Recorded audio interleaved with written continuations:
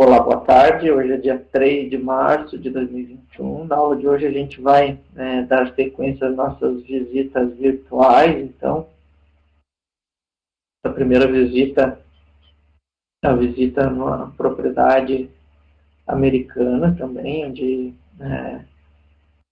um tour guiado aí, né, que foi gravado, na verdade. Então, tem algumas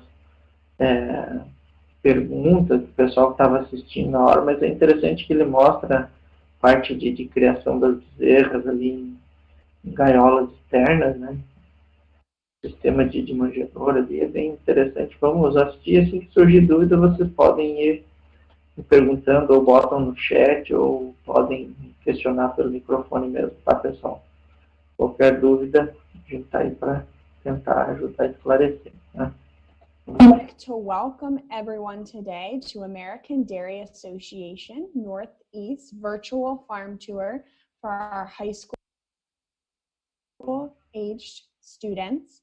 I'd like to welcome you down to Gettysburg, Pennsylvania, where we're going to be touring Jobo Holsteins. And we're going to start with a nice opening drone shot of the farm today.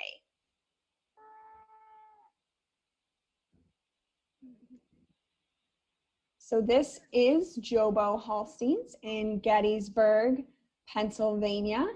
Joy Weiderman will be giving our tour today. She is one of the farmers here at Jobo Holsteins that's responsible for taking care of these cows every day and producing a wholesome product like milk that can be turned into milk, cheese, yogurt, and other scrumptious dairy products for you to consume.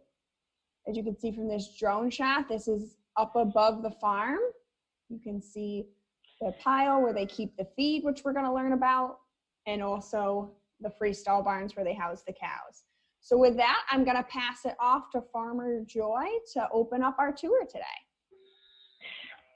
Hi, I'd like to welcome everybody to Jobo Holstein Farm.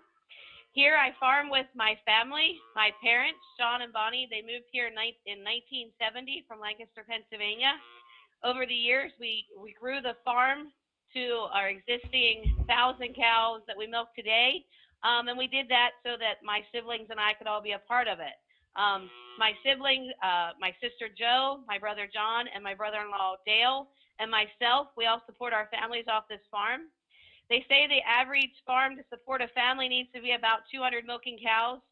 So we grew our farm to 1,000 so we could all raise our families on the farm.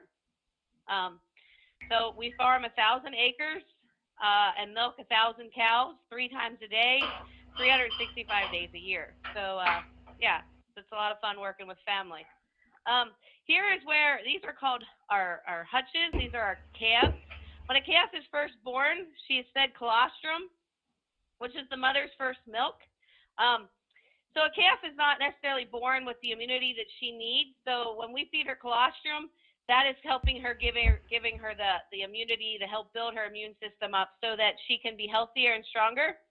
So these calves are fed milk 2 times a day for about 2 months. Now these calves here you're seeing, they are actually weaned. They had just been weaned here in the last week. So they're a little bit, anxious because they're used to getting milk. So they're seeing us hoping we're going to feed them milk. But of course, like I said, they are officially weaned, no longer getting milk. They'll move out of these hutches here in about another week, once we make sure they've all accepted that they no longer get milk and they're all taking off and doing very well. But once they are in the hutches, they are fed free choice grain. Okay, these guys weren't fed yet today, so we feed them grain twice a day. And the grain that they get looks like this. And this has everything in it that they need to be healthy and strong. Just like yourselves, they need to have the right nutrients to grow up and be healthy and strong. So now a calf, they will age a little quicker than what you and I would. A calf will reach mature age by the time she's 2, so her life goes a little quicker. So by the time she's 15 months old, we're actually breeding her to have her first calf. Now when they move out of these hutches, we actually will remove their horns, which if you look on if we find one that'll let me pet her, If you look, they have horns growing. They are horned animals, but as they grow, the horns get larger. So we do a process where we cauterize and remove their horns. We do this, we actually Novocaine them so they don't feel anything. And it actually helps them so that they don't harm themselves or the people that work with them. So we'll do that when they leave these hutches, along with give them vaccinations, just like you and I needing vaccination. Calves will also need vaccinations. When they leave these hutches, they'll go into group pens. I usually generalize that as like a preschool type for the calves. Like when you were younger, you went to preschool to learn how to interact with other kids. Calves go into group pens so that they can learn how to interact with other heifers. And then from there, they'll grow up together and go through the process until they become milk cows. Now, they won't become an official milk cow until they have their first calf. And as I said, they'll get bred at about 15 months old. So that'll have them their first calf at approximately 2 years old. Awesome. We so did have a question come in. Ali, na verdade, pessoal, né, ficou meio confuso, mas acho que deu para entender que ela fala que eles inseminam, na verdade, com 15 meses, né?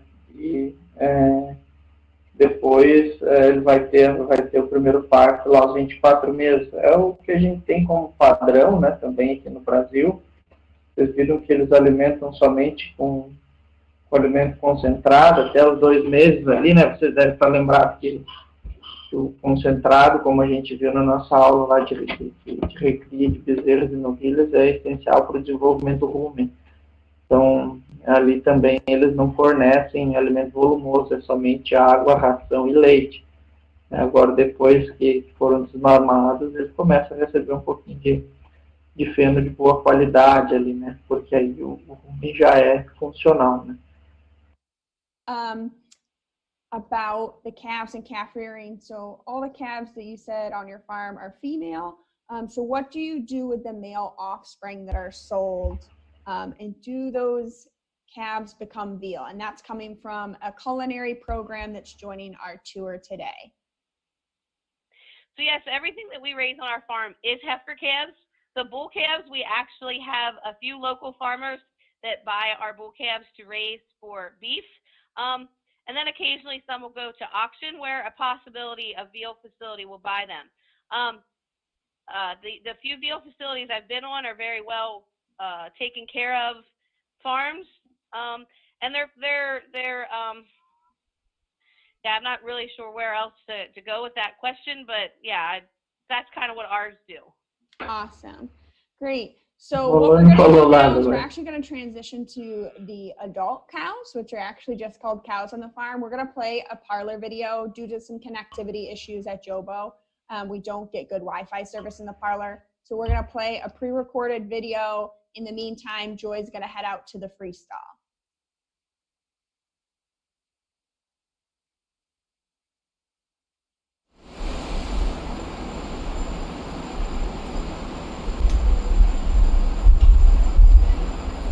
Uma sala de ordenha com peixe, né? Our parlor is a double 18 herringbone milking parlor. It was built in 1997. Não é muito nova, so it's starting to show its age, but it still does an excellent job of milking our cows 3 times a day, 365 days a year.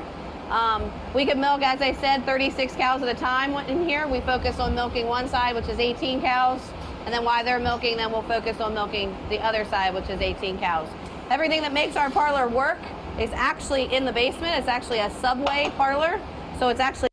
Isso aqui, ocasionalmente, foi um vídeo que eu encontrei ali que traz um sistema semelhante ao que a gente viu lá na família lá do professor André Thaler, né, que fica no subterrâneo todos os equipamentos, coletores de leite. Claro que aqui a proporção é maior porque é uma sala de ordenha bem maior, mas é muito difícil mesmo nos Estados Unidos a gente ver esse tipo de sala de ordenha. Então foi uma coincidência mesmo. Underneath of us. All that's up here is the milkers themselves and the meters that we use to, the computer systems that put the milkers... Percebam, pessoal, ao fundo, né, praticamente não tem barulho. Depois eu vou tentar pegar um videozinho de uma sala de ordenha convencional para a gente ver a diferença do som ambiente ali. But all the mechanics and everything of the parlor are below us. I'm checking the milk on the cow to make sure like everything's healthy with the milk. And then I'm Ela está going to dip her descartando os with 3 primeiros jatos no chão para ver se iodine não tem foaming uma cream ficha that, or clínica, né? foamer that helps E sterilize and clean the é teats um off. sistema muito utilizado nos Estados Unidos de pré-dipping com espuma, né? Então, ali tem um cachimbo que faz espuma e aí eles podem usar, eles usam normalmente iodo ou quercetina, mas And then I'll wipe this all off to get their eles teats good fazem and essa clean. espuma para limpar. Aqui também a gente vê uma grande diferença, né? Deixa eu dar um pause aqui. Vocês viram que ela enxugou com uma toalha, né? Uma toalha mesmo de tecido.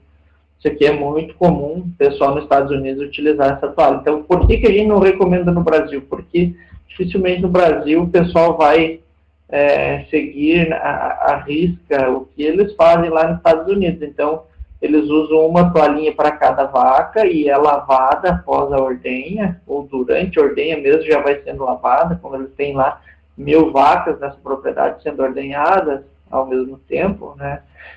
Ao mesmo tempo, mas tem 1000 vacas com 3 ordenhas diárias, fica uma ordenha contínua. Eles precisam ter um sistema de lavação dessas toalhas também que precisa ser muito rápido.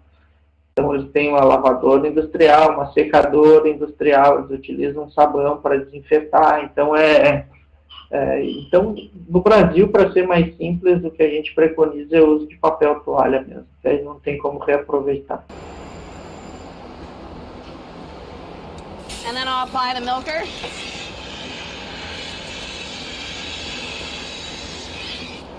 An average cow will milk out in about 3 to 4 minutes. Some a little longer, depends how much milk she gives. But I would say an average cow here milks out in about 3.5 minutes.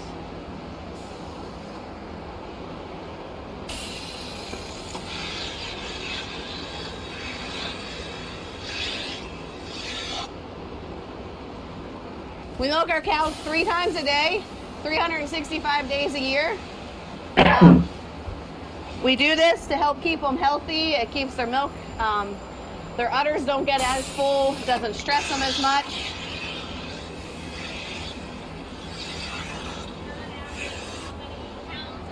Our cows are currently averaging 82 82 pounds a libras, aí day, vai dar lá perto de and 36, that equivalates 37 litros, to tá? approximately Por dia. 10 gallons of milk. So then as we see here, the cows will be milking out, and you'll see, like I always tell people that when a cow comes into the parlor, they kind of look like a grape. They're full, they're plump, and as they milk out, it'll try to change to a raisin. You'll see they get kind of wrinklier, their udders will get like a softer texture to it.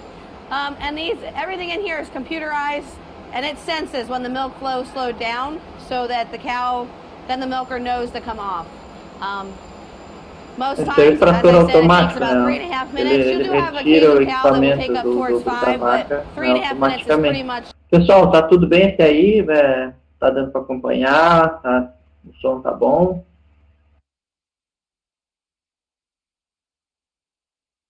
Tudo certo? Beleza. So typical. We don't really want the cows to be standing in the parlor more than about 8 minutes. A cow's job is really not to be standing in the parlor a lot. She's supposed to come in, produce her milk, and we want to get her back to her comfort in her barn as quick as possible. So then we dip them when we're finished with an iodine solution.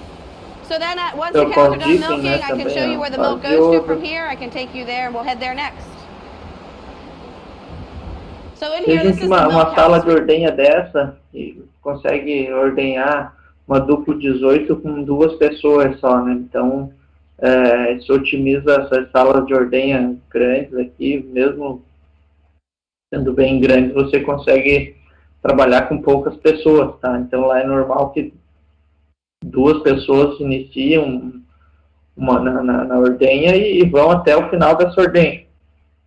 Eu, quando fiz o meu estágio lá, tinha pessoas que trabalhavam uma ordenha e meia.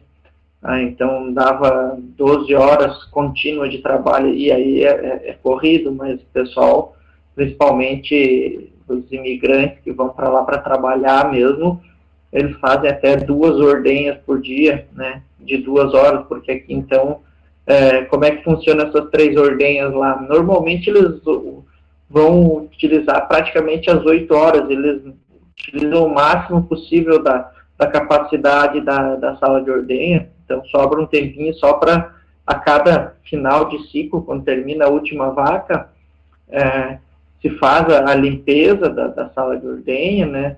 Se trocam os filtros, né?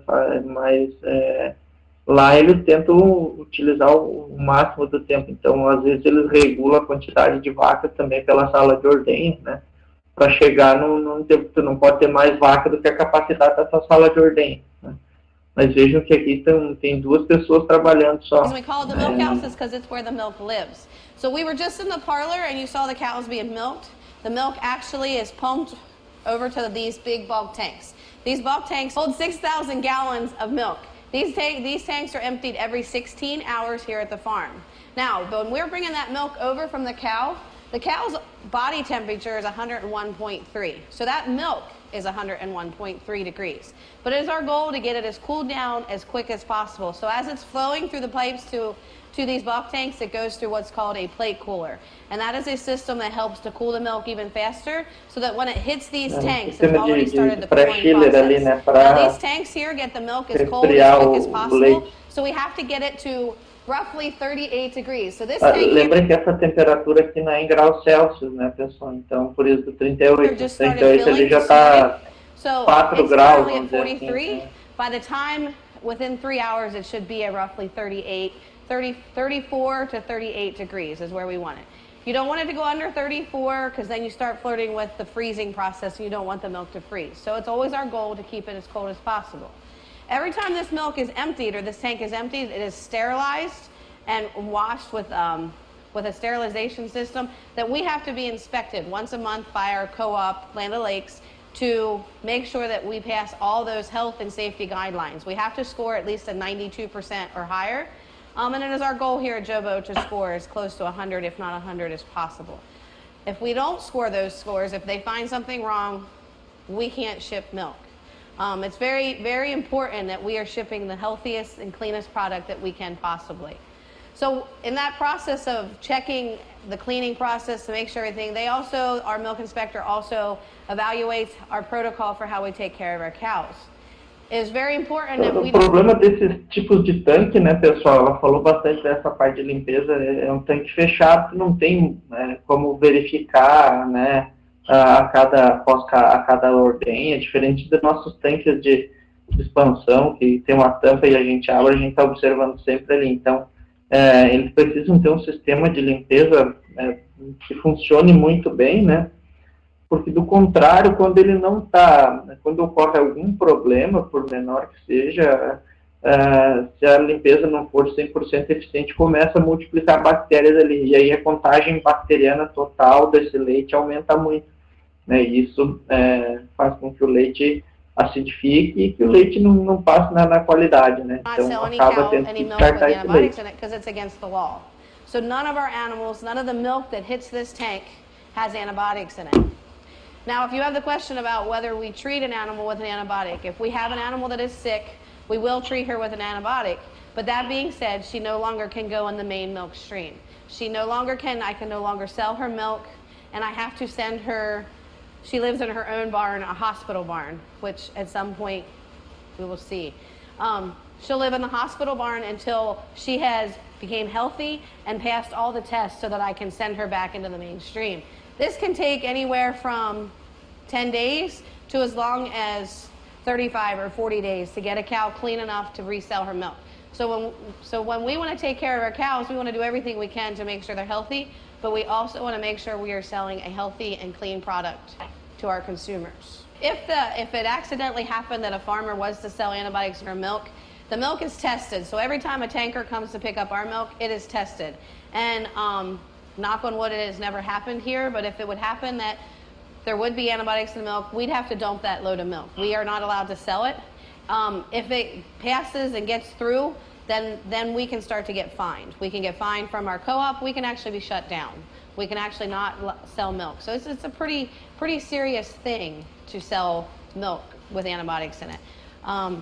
Yeah, once it's tested here, then it gets tested before it's unloaded. Vou falar uma história aqui, aproveitar que ela está falando desse resíduo de antibiótico que aconteceu essa semana numa propriedade lá em Rio das Antas. Tá? um veterinário que trabalha lá me ligou, né, relatando o problema, pedindo ajuda.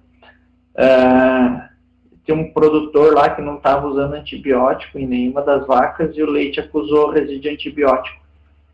E aí começaram a investigar. Aparentemente,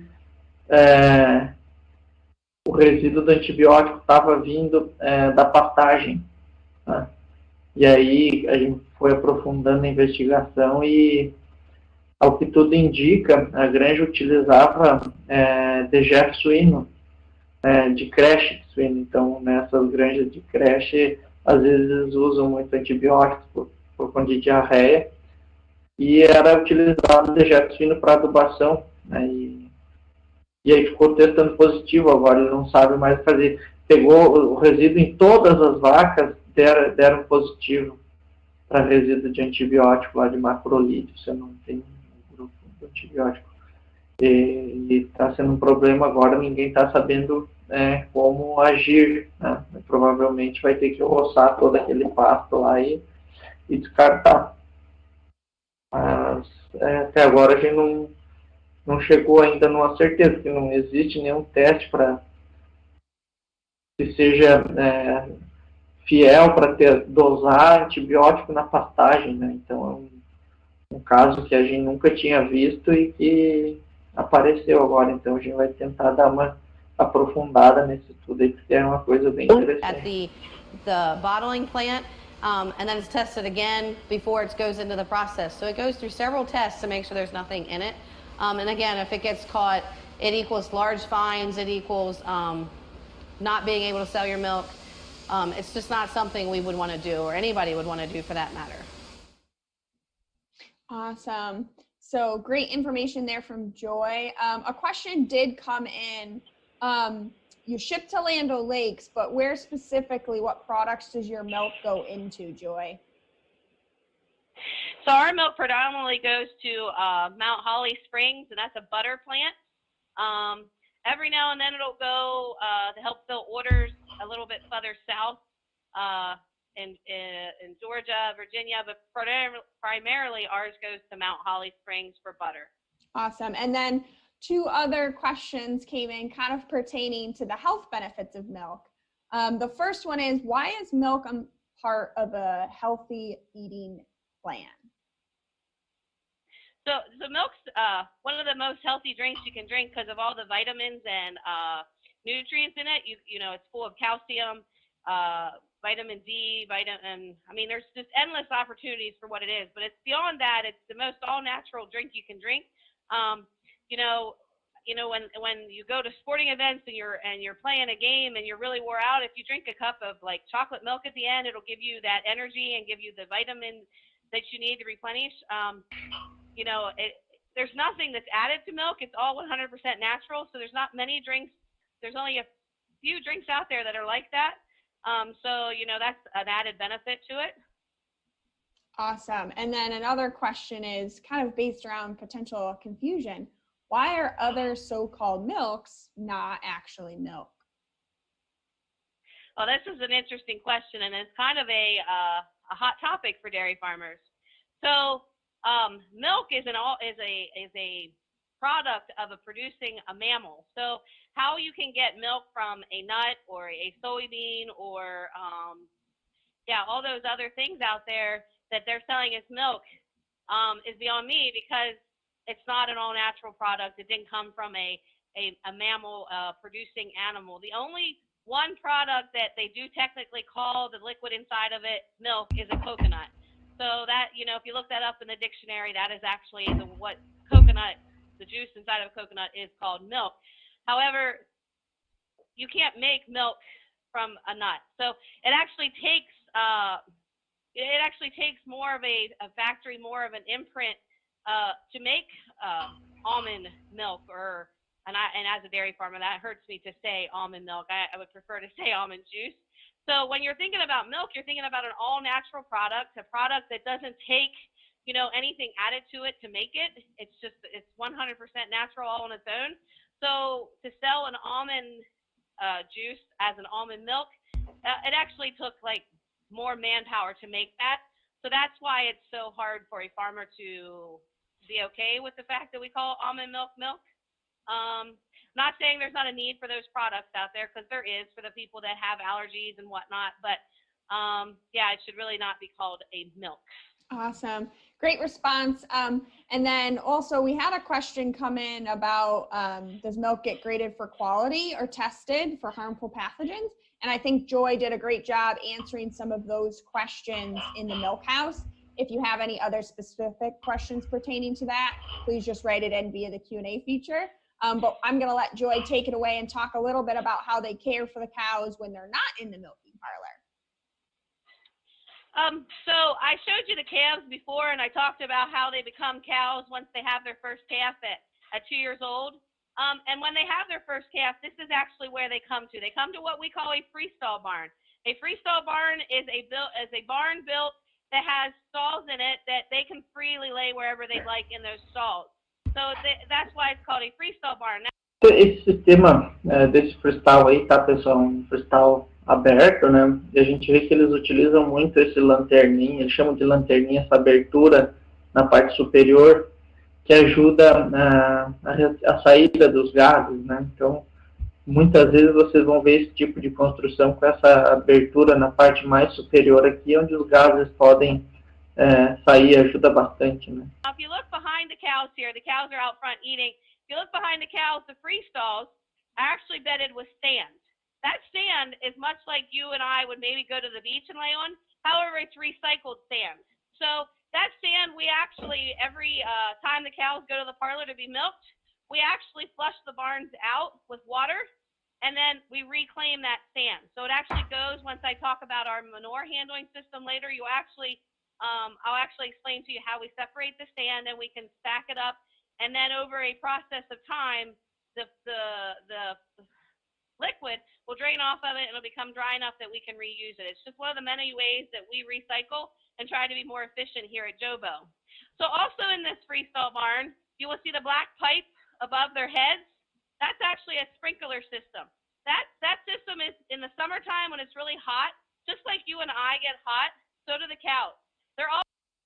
E pessoal, o que ela está falando é exatamente os sprinklers aqui. Isso aqui é um sistema para resfriamento de vaca, tá? Isso aqui hoje é fundamental a gente trabalhar no conforto térmico das vacas, né? Então, aqui aliado aos ventiladores que vocês vão ver que ficam em cima das vacas aqui. Então, isso aqui joga água no dorso das vacas e o ventilador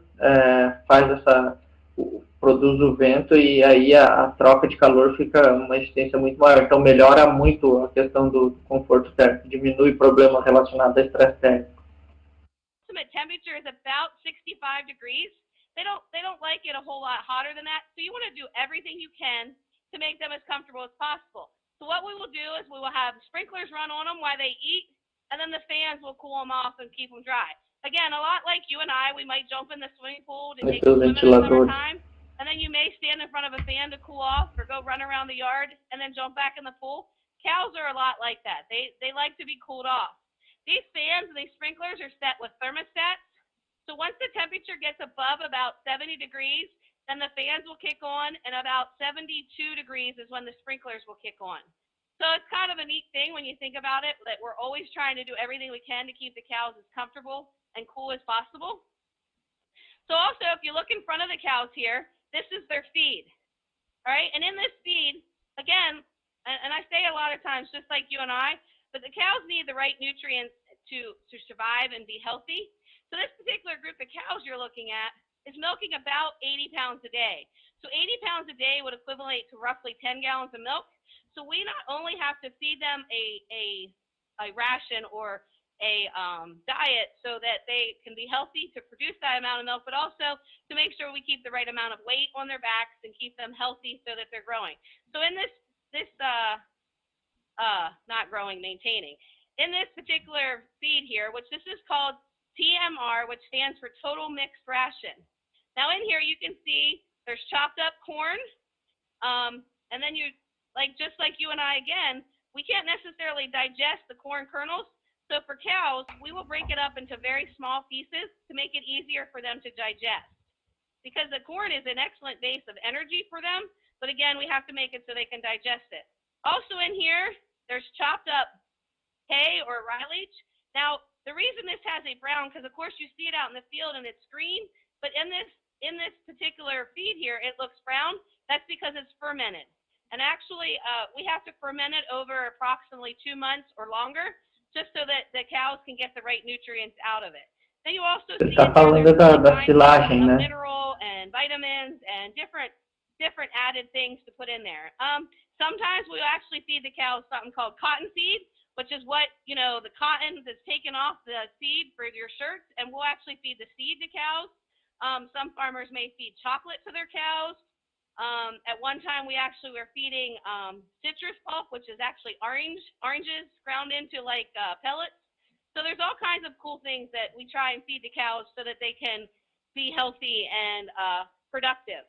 Awesome. On this particular pen, we had a question come in, Joy, from Pam Kissing's class. How much does a dairy cow eat in one day? A dairy cow approximately eats 100 pounds of grain or feed a day. So yeah, they're always eating. They eat quite a bit, and they also drink quite a bit. They actually say that a cow will drink the equivalent of a bathtub full of water a day. So it takes a lot to take care of our cows and keep them healthy and full. Awesome. We had another question come in from Miss Aborso's class, if I'm pronouncing that correctly. Apologies if I didn't. Why do they have tags in their ears? Oh, the tags in their ears? So the tags in their ears are to help with the identity of them. So as the cow that you're looking at here, 7987 is her number, which all of our cows actually have like a computer chip in their other ear, which is the round button. It's an RFID radio frequency identification device. So everything, our milking parlor here, everything that with our cows is actually on a computer. I can actually look on my cell phone and know what's going on with my cows. In order for me to do that, I have to be able to see that the number in their ear so that I can follow their identity. So on that tag is their identity, 7987. Her birth date. On that tag, it'll also say who her sire is, which her sire is her father. Everything here is artificially inseminated. So as we're working with the cows, that helps us, as the person that's working with us, helps us keep track of their general pedigrees and information. Awesome. We have quite a few good questions coming in. Again, from Pam Kissing's class. How much does a cow cost a year?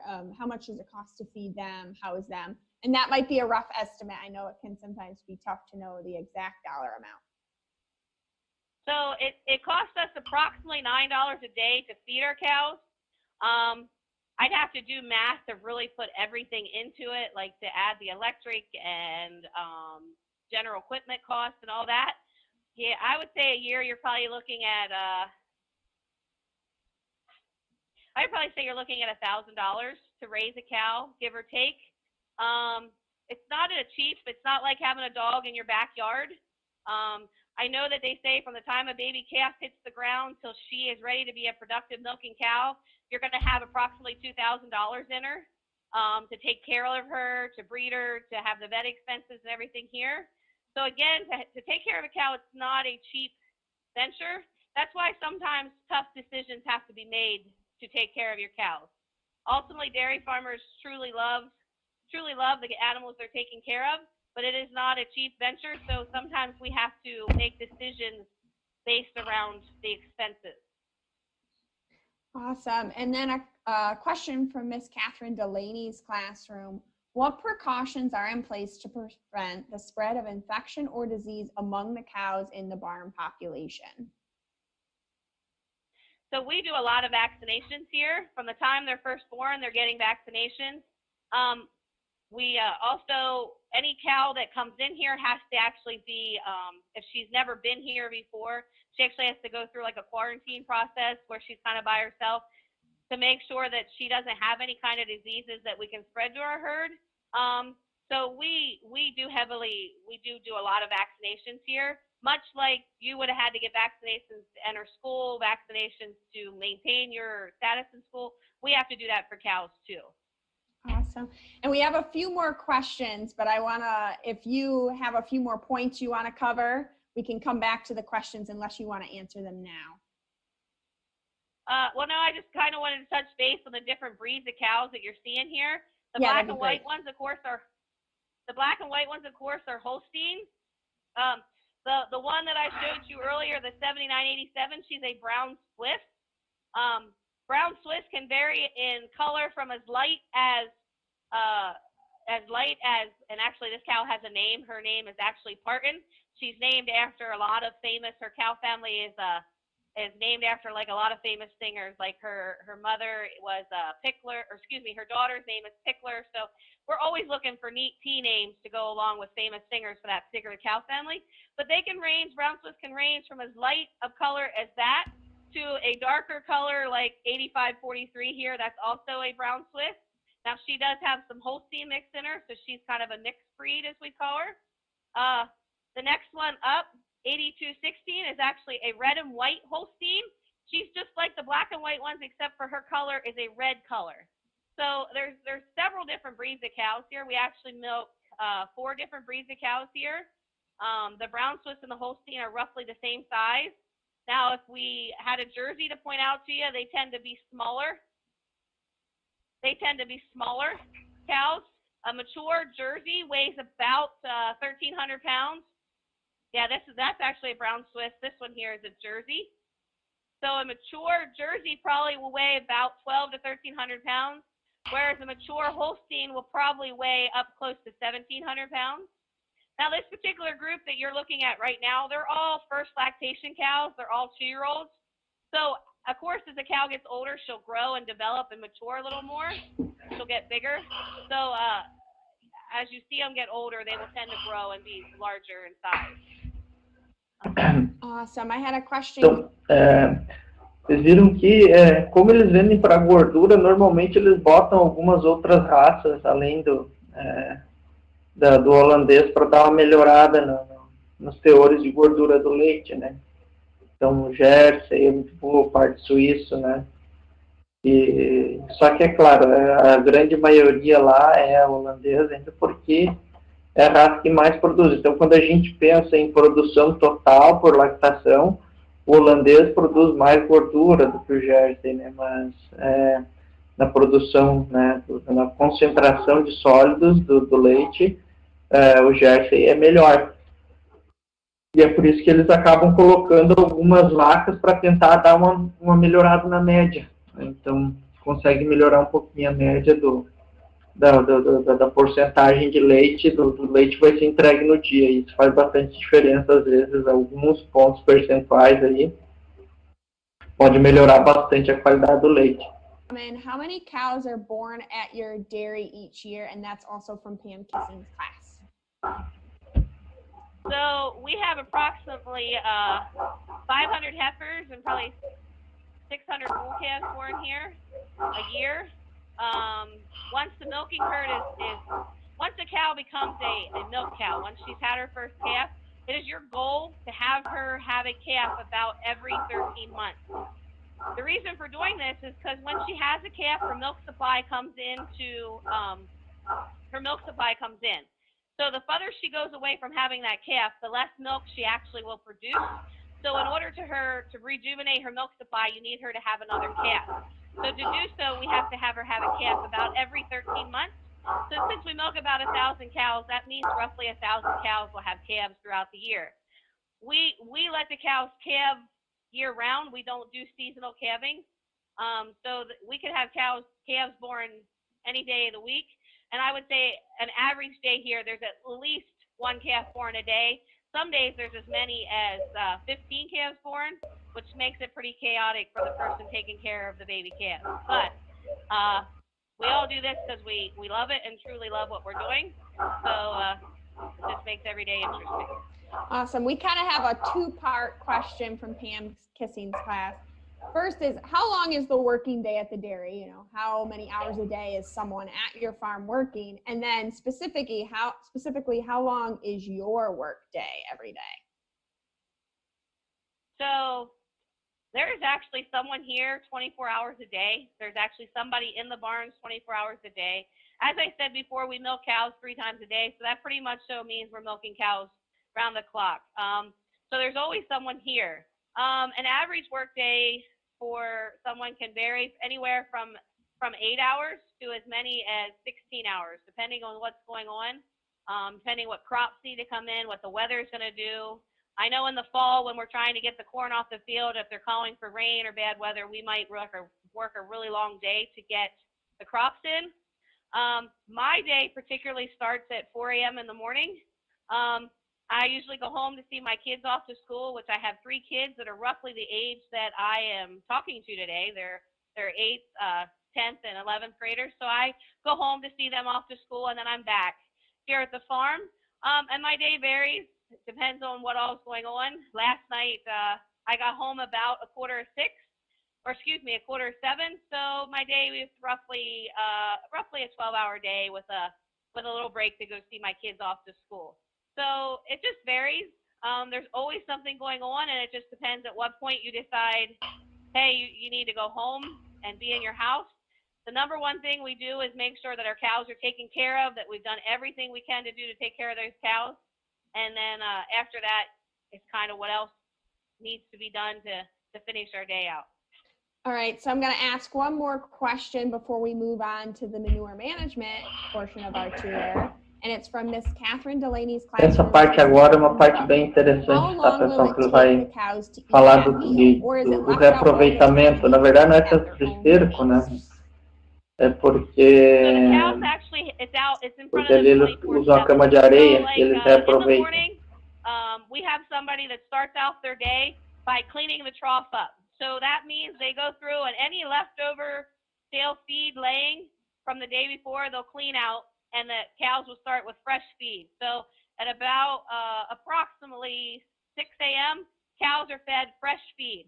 And then that feed is pushed up about every hour to every hour and a half. We come through and actually push that feed so it's closer to them, so that we're constantly stirring the feed so that it's kind of it's fresher for them.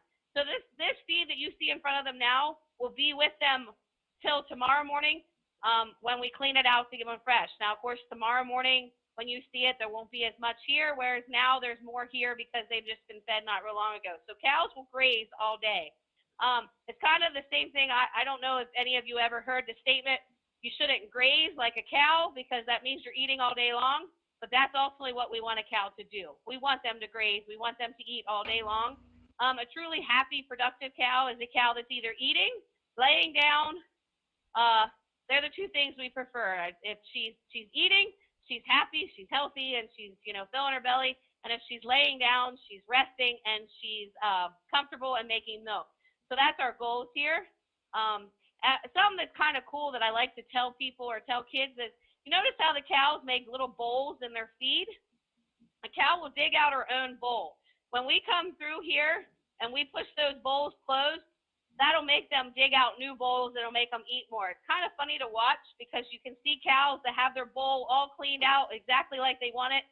And then when you come through and you push the feed up, they kind of look at you like, wow, you just filled my hard work in. But a cow likes to make her own little bowl to eat out of. It's just their routine. So if you watch these cows eat, you'll see how they dig a bowl and they make their own little feed, and that's how they eat. And then when you fill it back in, that makes them want to dig a new bowl, and that makes them want to eat more. So again, it is our goal to keep them always eating and their bellies full.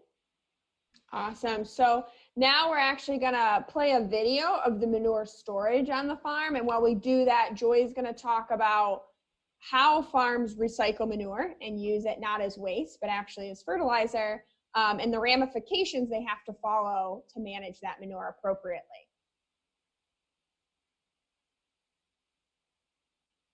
So here's the video of the manure storage area. And if you have questions, type them into Joy, but without further ado, Joy, you can take it away and talk about manure usage. So as I said earlier, we actually flush our barns and recycle our barns. So this here, what you're looking at is actually what we call our sand lane or our flush lane.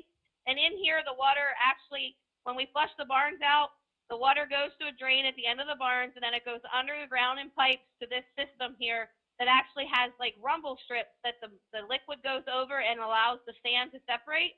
Then every morning we'll go through and we'll clean the sand out and we'll stack it in the piles that you're seeing behind. It'll take about 6 to 8 weeks till it's dried down enough that we can reuse that sand. And we'll reuse it probably 2 to 3 times before we'll add more sand to it to refresh the supply. Now, what you're not necessarily seeing in this video is the liquid actually goes to an underground in-pipe to a manure pit or lagoon, which is actually like a large concrete pond that we actually have the manure stored in so that we can fertilize our fields with it. That helps us so that we don't have to purchase any kind of fertilizer because we are able to spread it on our fields, the manure in our fields, and that helps our crops to grow. Awesome. We have a question from Miss L's class, specifically from Michael. Deixa eu só comentar pouquinho, pessoal. Então, aqui, esse sistema que eles utilizam é bem interessante, né? Tem gente que chama de praia para reaproveitamento da areia, porque as camas dos freestyle lá são de areia, e a gente já comentou que é uma das melhores camas, né? Então, o sistema de limpeza ali desses galpões, ele é com flushing, ele é com água, né? Então, ele passa, o galpão tem uma declividade e passa água dentro dos corredores em bastante quantidade, que acaba carregando o esterco e urina, né? Esse esterco, ele vai cair nesse lugar aí, nessa praia aí, nesse decantador, né? E junto com isso vem a areia, porque a areia ela cai em bastante quantidade das camas, né? Porque ela precisa estar alta ali, e quando a vaca deita ou vai levantar, ela acaba jogando areia para dentro da pista. E o maior problema dessa cama de areia é justamente a reposição delas, que custa muito caro, né? E aqui eles reaproveitam. Então, esse sistema ele meio que lava aquela areia e depois ele joga para cima aí para ficar escorrendo essa areia e limpando. E aí, a cada 2 meses, eles podem reutilizar essa areia, né? Na cama, né? E a parte líquida, então, vai para um tanque lá que depois é espalhado nas lavouras. Isso é um processo bem interessante. Aqui no Brasil o pessoal não gosta muito de utilizar porque precisa de espaço, tem que ter um manejo correto dessa areia, né? Então o pessoal opta por camas sintéticas, né? De colchões aí, de borracha e derivado de petróleo aí, mas em relação ao conforto, vocês devem estar cientes que a areia ela é extremamente melhor do que essas outras camas, tá, pessoal?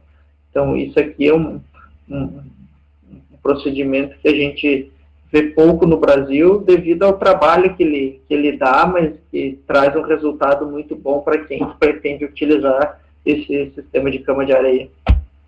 You talked about manure being used as fertilizer, but what other stuff can manure be used for? Well, honestly, I think manure is primarily used here is fertilizer. I know that there are some facilities that can turn manure into electricity, but I don't truly know how that works. But I know there are some facilities that are doing that. But here it's only primarily used for fertilizer for our fields. And actually local farmers buy manure from us to fertilize their fields also. Awesome. Yeah. And another farm that we've done a virtual farm tour on, who's actually a good friend of Joy's, Katie Pyle, at their farm, they compost manure and they use it for bedding. So lots of really good things you can do with manure. Since there's no other questions about manure at the moment, I'm going to pull up a photo of the feed bunk area. So in this photo, you're going to see the big mixer truck that they mix up all the total mixed ration in, and also the bunk silos. And we do have a question to go vagão misturador, né? From Pam Kissing's Bem class. grande. What is the food a dairy cow eats, and what's in that total mixed ration? What's that a combination of? Can you ask that question again, Emma? Yeah, what is the food a dairy cow eats, a combination of? So what's in a total mixed ration? Oh, what's in a total mixed ration? Yep. So in our total mixed ration, it's we have corn, rye, vitamins, different minerals. There's some soybean mixed in. And basically what that is it's everything in that for a cow to make sure she's healthy. It's got all the nutrients in it for her. And actually the truck that you saw in that picture is actually the mixer wagon that we put all the different things that we feed in there and mix it together. The reason we do that is because cows, as I said earlier, make that bowl. Some cows will actually sort what they do and don't like in that bowl. So by mixing it all together, kind of in a casserole type base thing, that will actually entice them or make them actually eat everything on their plate. Much like I'm sure many of you, of the students do, or of us, will sort out what we don't like and push it to the side. So by mixing it all together in a casserole type thing will make the cows have to eat everything on their plate. Awesome. Why is the bunk silo covered in plastic and tires? Can you talk about that a little bit? So as I said earlier, we ferment the feed. So that means that, you know, by fermenting it, we have to pack it really tight. So as we're bringing the feed in from the field, Ela está falando we aqui actually have dos silos heavy aqui do equipment campo, that né, runs pessoal? over Tem it aqui and lixo, né? smashes it down really De tight, agenda. much like you would seal a Tupperware container after supper to make sure that, you know, it keeps fresh. So we'll seal it really tight. Then we'll put a plastic, like a clear plastic, reminds me of saran wrap. We'll put that over top to help seal it even tighter. And then we'll put the white plastic over top to protect it from the weather or anything else. And that helps keep it all sealed in. Again, much like a Tupperware container, we're sealing it really tight. And then that starts the fermenting process. As I said earlier, we have to ferment the feed for the cows. These cows here, they have 4 stomachs. Dairy animals have 4 stomachs, or dairy cows have 4 stomachs. So in order to make their stomach work properly, you have to ferment the feed properly so that their stomachs can digest it. Unlike a horse or a dog, they don't have that, so they can't eat fermented feed. It'll make them sick. A cow needs to eat fermented feed, or I shouldn't say needs to, but what her stomach is actually made for is fermented feed. Awesome. We had a question come in from Pam Kissing. Will a cow eat out of another cow's bowl? Yes, cows will do that. And actually, you'll see some cows that will fight over their bowls, but yeah, sometimes cows will work together. So cows are kind of cool creatures. They have personalities, much like you and I, or much like our dogs do. They all have their own unique personality. Some are really sweet, some are really friendly, some are really, you know, not as pleasant. And they're like that with their cows that they're housed with. You might find some cows that are always together, that, you know, are always buddies. And then you might have some cows that are kind of loners and go off by themselves. So if you see 2 cows eating together, they're probably good friends. They probably hang together a lot and bond. Cows are herding creatures. They don't like to be by themselves. They want to be with other cows. They want to be around other animals. So generally, if you see a cow off by herself, that means something's probably not right. She doesn't feel good, or something's got her bothered. And then you really want to look at her a little closer. Awesome. We had a couple of questions came in kind of around processing. So there's a few of these. First, after cows are milked, and this is from Catherine Delaney's classroom, after cows are milked, where does the milk go to get to market? How is it graded, pasteurized, and homogenized? So there's a question for you. I know you don't work on the processing end, but if you can answer that question for us. So once the cow's milked, as you saw in the video earlier, it goes to the bulk tank where it's stored until the milk truck comes and picks it up. And then the milk truck, of course, takes it, and I'm just going to use Mount Holly Springs, for instance, because that's where predominantly most of our milk goes through. So then it goes there, and it's actually sent through a process where it's tested. So not only is it tested to make sure that it's antibiotic-free here at the farm, but it's tested that it's antibiotic-free at the milk plant, and then it's like when it arrives at the plant, then it's also tested again before they start putting it through the process to be packed or made into butter. And Emma, maybe you can help answer that question a little more, because once it gets to the Mount Holly Springs and they start doing the homogenization and pasteurization, and actually to make butter, I don't know if they go through quite all that, but maybe you can help field that question, because I'm not sure if I know exactly what process it goes through once it hits Mount Holly Springs. Yeah, so, and this ties in perfect. We have 2 questions that came in. What's the difference between whole milk, 2% and 1% milk? So when a milk enters a processing plant, one of the processes they can do is homogenization. And prior to doing homogenization, which essentially breaks up the fat gabulets, that actually allows them to pull the fat out of milk. That fat can be utilized to create heavy cream, which is one of our questions that was asked. How is heavy cream made? Heavy cream is essentially pulling the fat content out of milk and then reinstituting it into a product to create a higher fat percentage, which would create your heavy cream. And then the difference between whole milk, 1% and 2% milk is actually a standardization that is regulated by the Food and Drug Administration. And that's actually the fat content that's in a serving of milk. So in an 8-ounce serving, if you're drinking 1% milk, you have 1% fat. And for 2% milk, you'd have 2% fat. And for whole milk, you'd have 3.2% fat in that glass. So although, you know, it's called whole milk, so you're like, oh, what's the percent fattage in that 8-ounce serving? That's actually only 3.25% fat. And also tying into that, how is lactose removed from lactose-free milk? And what do you think about it as a product? So to talk about that process a little bit, lactose is removed in the processing plant. They actually have filters that can pull out that lactose and break down that enzyme.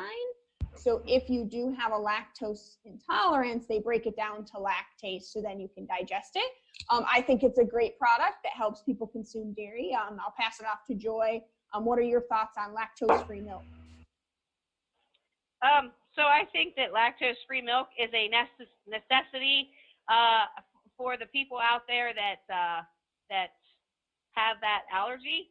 My niece has an allergy to lactose, so I think it's very important and it's needed. We actually they are developing a different way to breed your cows to help with some of those, because there's people that actually are allergic to like the proteins in milk. So they're actually developing like an A2 milk. And that actually starts with here at the farm, we can actually start breeding our cows to bulls that are positive for A2 that'll help make that milk less in protein. I think it's the protein that's in it that some people, so there's all kinds of different things that we're always doing to try and make it so milk can be even healthier or better for, I shouldn't say healthier because it's as healthy as it can be, but even better for people that maybe have those allergies. Me personally, I'm a whole milk kind of person. And I always think it's funny when somebody says that they don't drink whole milk because it's fattening. But actually, the way they should put that is whole milk is 97% fat-free. So I always find that kind of funny that, that there's 2% and there's 1% and there's skim, but whole milk is only 3% fat. So it's kind of a misleading label to say that, whole milk is fattening, because it's really 97% fat-free. Awesome. So we have one more question we're going to squeak in here because we're about a minute over, from Catherine Delaney's classroom. Does the diet of a cow affect the flavor profile of milk or milk products that are made from it? Do some dairy farmers try to chase these superior flavors by changing their feed mixture? So that's kind of that's all on a preference of taste. I would tell you that generally milk is all going to taste good no matter what ration or feed that you feed your cow. Some people say that grass-fed milk, like a cow that's fed all grass, like might have a different taste. But again, I think that's more of I think that's the person that's drinking it and their taste buds. I personally think milk all tastes really good. It's all good for you. And every farmer is going to be different on how they feed their animals. And I know every farmer is going to want to do the best for their animals and for their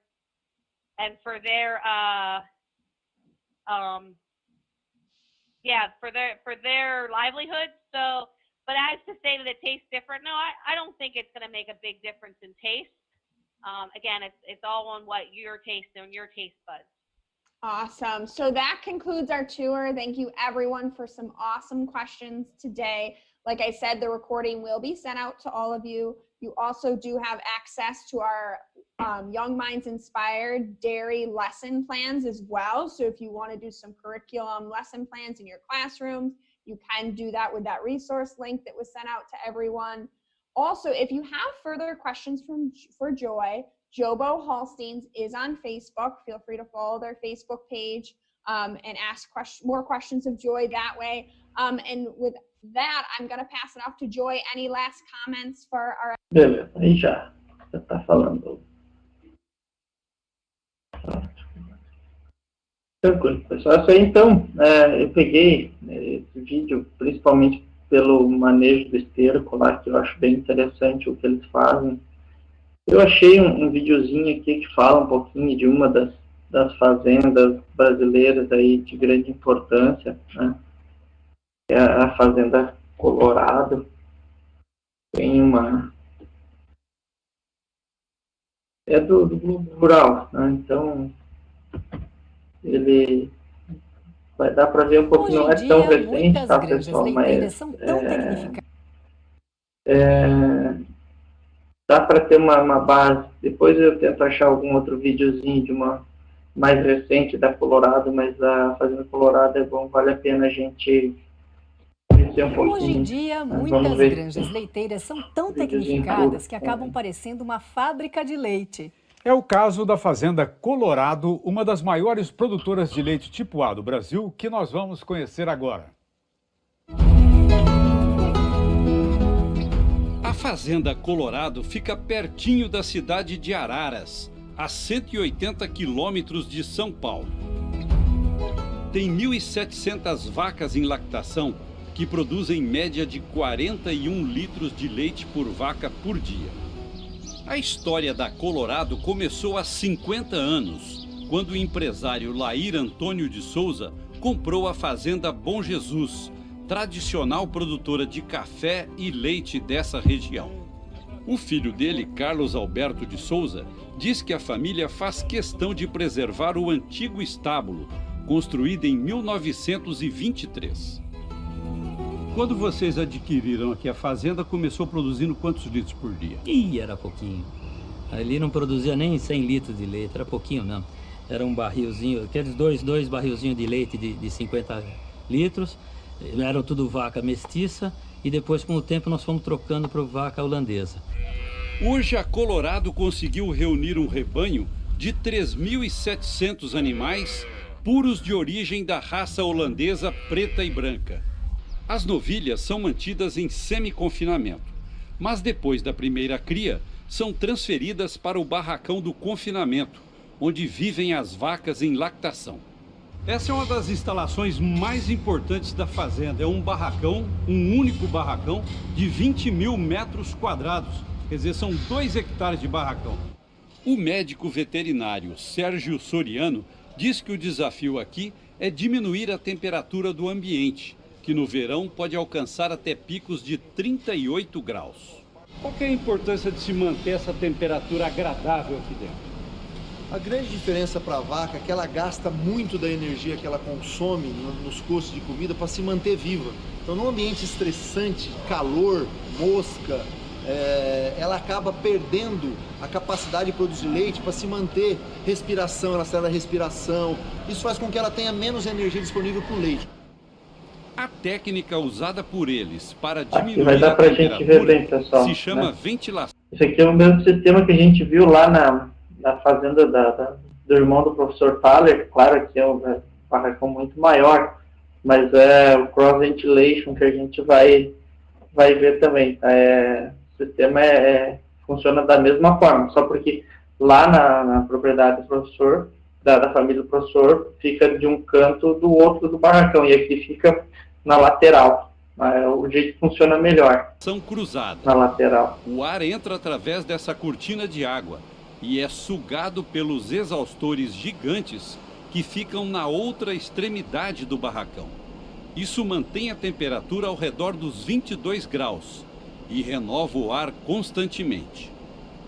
Mas além do conforto, é preciso também caprichar na comida. A dieta delas tem feno de capim, silagem de milho, melaço de cana, farelo de trigo, soja e um concentrado com vários outros nutrientes. Parte da comida é produzida aqui mesmo. São 570 hectares de milho e 60 hectares de capim da variedade Tifton 85. O esterco produzido no barracão passa pelos biodigestores e se transforma no biofertilizante que irriga o capim. Bem adubado, o Tifton permite 3 cortes anuais, com uma produção de 11 toneladas por corte por hectare. Depois do corte, o material é pré-secado com 2 horas de sol. A máquina recolhe o capim, produz as bolotas de feno e, em questão de segundos, embala o material com lona plástica. Quais são os segredos para se conservar bem o capim nesse tipo de silo aqui? Um dos aspectos que a gente sempre lembra e gosta de orientar é a capacidade que o plástico tem de vedar esse material depois de impactado, porque se tiver entrada de oxigênio, vai ter crescimento de fungo, bactéria e ele vai se deteriorar. Porém, se você conseguir, com 2 ou 3 camadas, que é o que a gente faz aqui, manter isso aí hermeticamente fechado, tranquilamente dura durante 1 ano, se nenhum animal, alguma coisa não rasgar o plástico. A tarefa de misturar a silagem, o feno e todos os ingredientes do concentrado é executada por esta outra máquina, que funciona como se fosse uma fábrica de ração ambulante. Foi importada da Alemanha e custou R$700 mil. Carregada com o volumoso, a máquina agora recebe os outros ingredientes que integram a dieta dos animais. Ela faz o balanceamento e mistura tudo na temperatura recomendada. Depois entra no confinamento para distribuir a ração no coxo. Mas existem muitos outros manejos da fazenda que ainda dependem só do olho apurado do homem. Um deles é a identificação das vacas que estão no cio. Aqui, eles usam esses bastões coloridos para marcar o dorso delas perto do rabo. A manifestação mais clara do cio é o movimento que as vacas fazem subindo umas nas outras. Nesse contato, acabam apagando a marca da tinta. Aí é o sinal que estão prontas para receber a inseminação. Mas mesmo depois de inseminadas, é bom repetir a marca, como explica o veterinário Alex Sica. Com esse trabalho, nós temos certeza que o animal que dá o cio, o animal que manifesta o cio, perde a tinta e esse animal é reinseminado. Então a grande vantagem é realmente em reinseminar os animais e aumentar a nossa taxa de serviço, consequentemente aumentando a nossa taxa de prenhez. Quando nascem, as bezerrinhas recebem o carinho da mãe e depois são colocadas nessas baias de aquecimento. Enquanto isso, a vaca é ordenhada para a retirada do colostro, primeiro leite pós-parto. A veterinária Natália Sobreira é a encarregada de acompanhar os recém-nascidos. Natália, qual que é a importância da bezerra tomar o colostro logo que nasce? É para assegurar que ele recebeu a imunidade, porque a vaca não transmite pela placenta, né, os anticorpos. O único jeito dele adquirir vai ser através da colostragem. Então assim a gente vai assegurar que vai ser um animal sadio e vai ter a vida produtiva boa. Se o animal não mama, a gente passa a sonda para assegurar que ele realmente mamou. Depois do segundo dia de vida, elas são transferidas para o bezerreiro, onde recebem 7 litros de leite. Esse manejo aí, pessoal, desse bezerreiro da Fazenda Colorado é um exemplo a mundial, tá? Eles são referência na criação de bezerras. A taxa de mortalidade é muito baixa, porque ele tem muito pouco problema de diarreias e de pneumonia, né? Diarreia menos ainda, né? E aí está mostrando a forma que aqui eles fornecem no balde, tá? É muito comum fornecer leite no balde, né? Já nos primeiros dias a gente serve ali uns 2 ou 3 dias de mamadeira, depois em grandes propriedades se faz no balde, que é um protocolo mais simples, né, mais rápido, que não precisa ficar segurando a mamadeira ali, então é mais fácil de higienizar do que uma mamadeira também. Pasteurizado por dia e um pouco de concentrado. Enquanto você desmama o bezerro aos poucos, você já está ensinando ele a comer ração. Exato. Na última semana de aleitamento, o que a gente faz é ir diminuindo essa quantidade de leite gradativo, né? De 7 para 6, para 5, para 4, e vamos mantendo, e ele vai comendo cada vez mais concentrado, de forma que nos últimos dias ele já está ingerindo um volume aí por volta de 1,5 kg de concentrado, que é o suficiente para manter ele hidratado. A desmama acontece aos 82 dias de vida. Só fazer um parênteses aqui também. Vocês viram ali que ele, nesse momento ali, ele estava fornecendo 7 litros de leite por dia, né? Isso é um aleitamento super intensivo que eles chamam, né? Porque normalmente ou 5, né? No final ali, mas de praxe é 2 de manhã e 2 à tarde que o pessoal utiliza ele. Eles utilizam 7 litros. Quando as bezerras são transferidas para o semi-confinamento. Nas novilhas, a fazenda só usa sêmen sexado, isto é, material manipulado em laboratório, que garante maior percentagem de nascimento de fêmeas, ao invés de machos. Já que numa fazenda de leite, o que interessa é ter vacas, e não bois. O material é comprado de empresas especializadas, que possuem esta máquina. É um computador programado para separar os espermatozoides mais pesados, que são justamente aqueles que vão produzir animais do sexo feminino. Sérgio, qual que é a contribuição do uso do sêmen sexado no crescimento do rebanho? Isso garante que 80% das novilhas que parem na Colorado pela primeira vez, elas vão parir uma bezerra fêmea. E isso contribui demais para o crescimento do rebanho, já que quase 35% dos partos de uma fazenda de leite, eles vêm de animais da primeira cria. Então, com isso, a gente consegue rapidamente aumentar o rebanho e melhorar os índices de descarte, facilitando assim a melhora genética do rebanho. Outra técnica que tem ajudado muito a aumentar o rebanho da fazenda é a coleta e transferência de embriões. Nos últimos 10 anos, a fazenda passou de 1.000 para 1.700 vacas em lactação. Com um rebanho desse tamanho, eles tiveram que modernizar a sala de ordenha. O equipamento importado dos Estados Unidos funciona como um carrossel. O sistema de carrossel ordenha 72 vacas em menos de 15 minutos. Com ele, a fazenda está extraindo 70 mil litros de leite por dia. As vacas não recebem ração na ordenha. Caminham sozinhas para o carrossel quando sentem necessidade de aliviar o leite do úbere. São necessárias apenas de 3 a 4 pessoas para manejar os animais na hora da ordenha. As tetas são higienizadas com um desinfetante à base de iodo. O teste de mastite é feito no piso escuro do carrossel. Depois as tetas são enxugadas com papel toalha e estão prontas para receber as teteiras. Todas as vacas trazem um aparelho preso na pata traseira. Ele emite um sinal para o computador que identifica o animal e monitora seu desempenho. Enquanto o carrossel gira, o leite vai sendo sugado e canalizado diretamente para o laticínio, que fica ao lado do carrossel.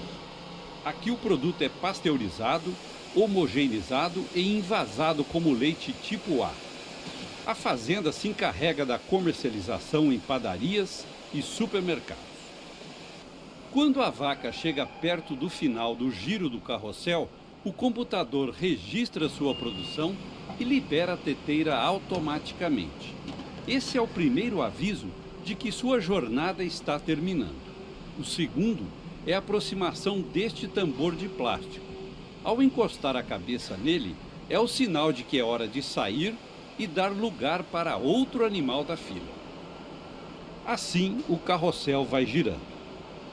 O investimento no barracão e na ordenhadeira foi de 17 milhões de reais.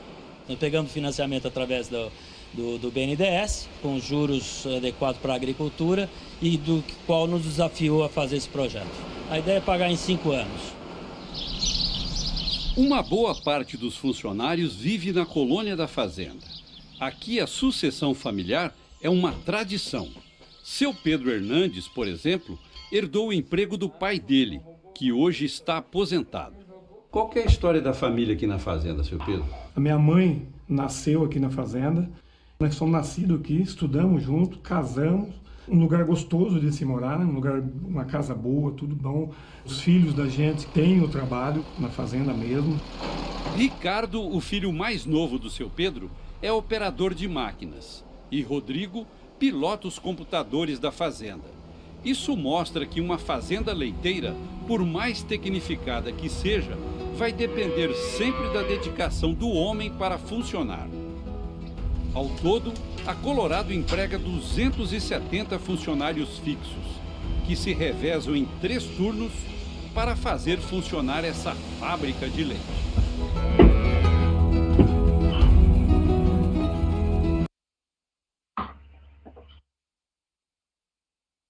Depois eu deixo esses links aí lá na sala virtual, tá, pessoal? Eu vou ver com o professor Thaler aqui, parece que deu algum contratempo aí na aula da aula que ele daria depois. Paramos aí 20 minutos e retornamos, tá? Dentro de às 3h45 a gente retorna, tá, pessoal? Valeu, até daqui a pouco.